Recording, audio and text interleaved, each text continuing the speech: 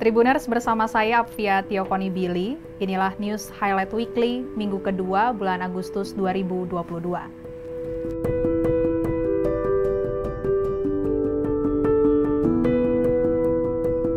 Berita pertama, pada pekan lalu terungkap fakta-fakta baru terkait kasus pembunuhan Brigadir Nofriansyah Yosua Huta Barat alias Brigadir J yang terjadi pada 8 Juli 2022 di rumah dinas Ferdi Sambo di Kompleks Polri Duren 3, Jakarta Selatan.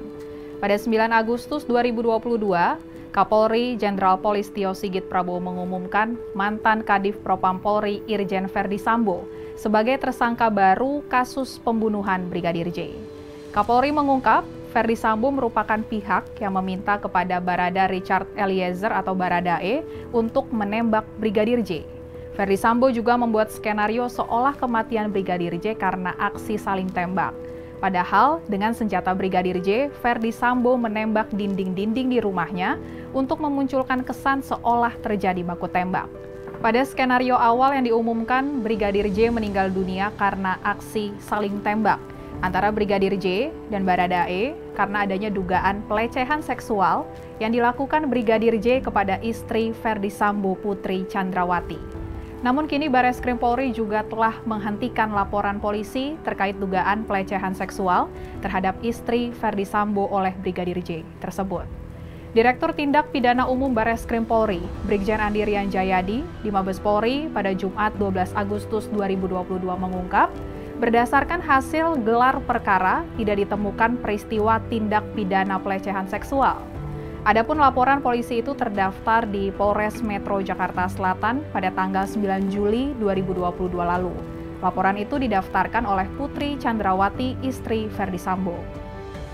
Kabareskrim Polri, Komjen Agus Andrianto pun mengungkap Brigadir J dipastikan tidak melakukan pelecehan seksual kepada istri Ferdi Sambo.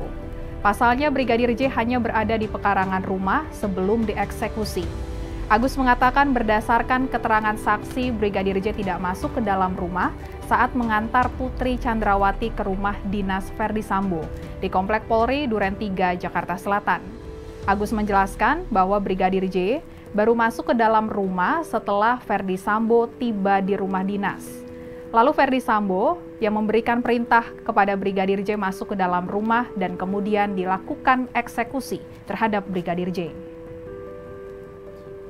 Beredar juga rekaman terbaru yang menggambarkan suasana menjelang eksekusi Brigadir J di kediaman Ferdi Sambo pada 8 Juli 2022 lalu. Dalam rekaman CCTV yang didapatkan CNN Indonesia pada 8 Juli 2022, Brigadir J terakhir terlihat ketika ia meninggalkan rumah pribadi Ferdi Sambo sekitar pukul 17 waktu Indonesia Barat. Saat itu Putri Chandrawati beserta ajudannya termasuk Brigadir J dan Baradae menuju rumah dinas Ferdi Sambo setelah melakukan tes PCR usai melakukan perjalanan dari Magelang, Jawa Tengah. Bareskrim Polri juga menghentikan laporan polisi terkait dugaan percobaan pembunuhan yang dilakukan Brigadir J kepada Baradae seusai penyidik melakukan gelar perkara. Adapun laporan itu terdaftar di Polres Metro Jakarta Selatan pada 8 Juli 2022. Pelapor kasus itu merupakan seorang anggota Polres Metro Jakarta Selatan. Kini total ada 4 tersangka dalam kasus kematian Brigadir J, yakni Ferdi Sambo, lalu Baradae, Brigadir Riki Rizal atau Brigadir RR, dan asisten rumah tangga Ferdi Sambo berinisial KM. Adapun peran keempat tersangka adalah Baradae, yang merupakan pelaku penembakan terhadap Brigadir J.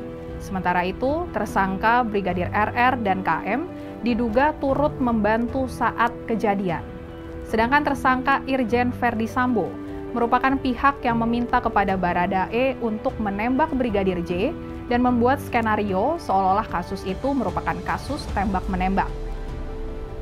Keempat tersangka disangka pasal pembunuhan berencana dengan ancaman hukuman maksimal hukuman mati. Berita kedua, baru-baru ini Cina melaporkan munculnya virus baru, yaitu Langya henipavirus atau LHV. Ada 35 orang yang diumumkan telah terinfeksi virus Langya. Dikutip dari India Today, mereka yang terinfeksi virus Langya mengalami demam, kemudian batuk, anoreksia, mialgia, mual, kemudian sakit kepala dan muntah.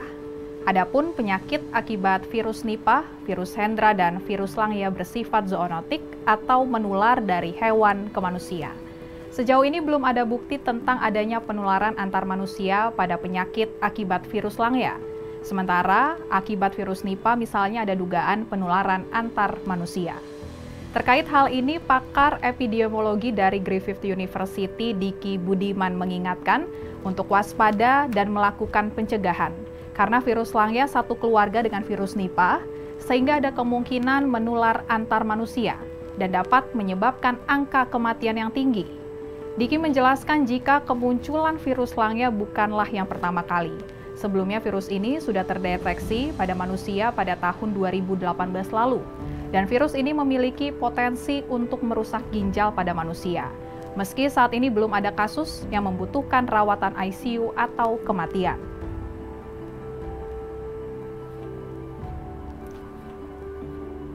Berita ketiga, pemerintah telah memberikan vaksin booster COVID-19 yang kedua atau dosis keempat kepada tenaga kesehatan mulai 29 Juli 2022.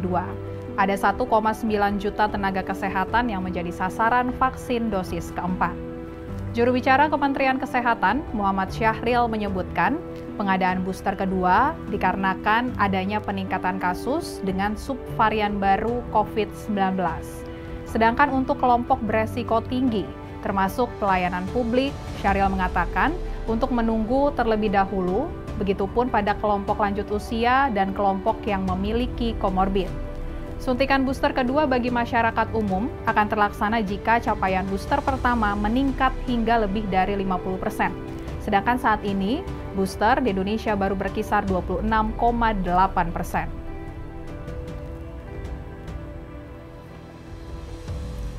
Demikianlah News Highlight Weekly pekan ini. Terima kasih sudah menyaksikan.